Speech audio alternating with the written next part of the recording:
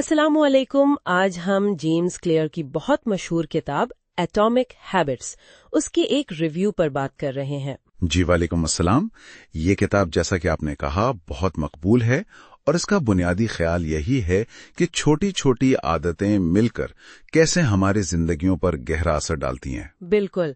तो आज हमारा मकसद सिर्फ रिव्यू का खुलासा नहीं, बल्कि उसमें से वो खास बातें, वो अमली तरीके निकालना है जो सुनने वालों के लिए, खास तौर पर जो खुद को बेहतर बनाना चाहते हैं, उनके काम आ सकें। जी हाँ, कोशिश यही होगी कि अहम नुकात वाज़ेह हो जाएं। तो आइए वो जो 1% बेहतरी वाला तस्वर है वहां से शुरू करते हैं। रिव्यू में इस पर काफी जोर है। जी, ये आइडिया बज़ाहिर बहुत सादा लगता है कि रोजाना सिर्फ 1% बेहतर होना। हाँ, लगता तो कुछ खास नहीं, लेकिन रिव्यू कहता है कि वक्त के साथ इसका असर हैरान कुन होता है। बिल्कुल, क्लियर इसे खुद को बेहतर बनाने का कंपाउंड इंटरेस्ट कहते हैं।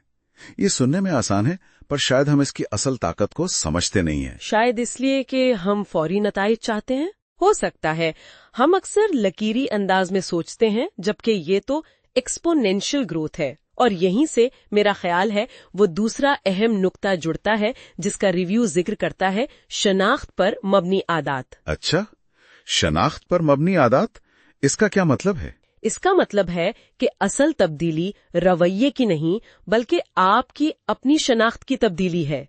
यानी आप अपनी नजर में कौन है। यानी सिर्फ ये नहीं सोचना कि मुझे वजन कम करना है, बल्कि ये कि मैं एक सेहतमंद इंसान हूँ। बिल्कुल, क्योंकि जब आप खुद को एक सेहतमंद इंसान समझने लगते हैं, तो फिर सेहतमंदाना काम करना, जैसे वर्जिश, वो आपकी फितरत बन जाता है। वाह, ये तो गहरी बात है।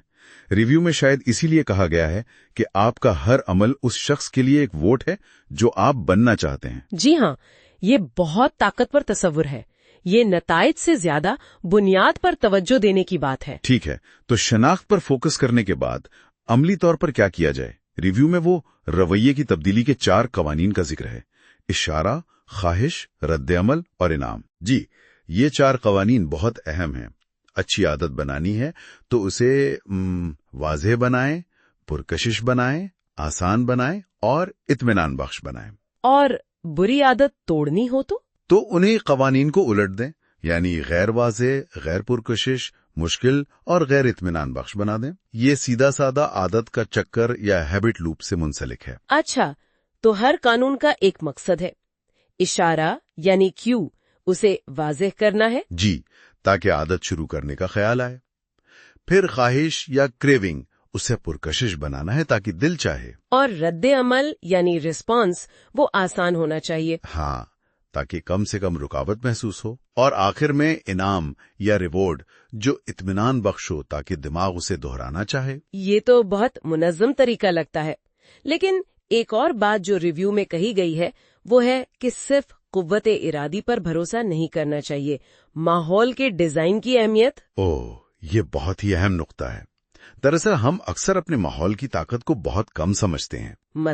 मतलब ये कि अगर आप अच्छी आदत अपनाना चाहते हैं तो अपने माहौल को ऐसा बनाएं कि वो आदत आसान हो जाए।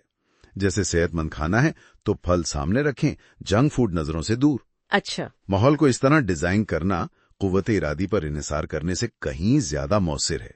ये वो सिस्टम बमुकाबला अहदाफ वाली बात है। हाँ, ये जुमला मुझे याद है रिव्यू से।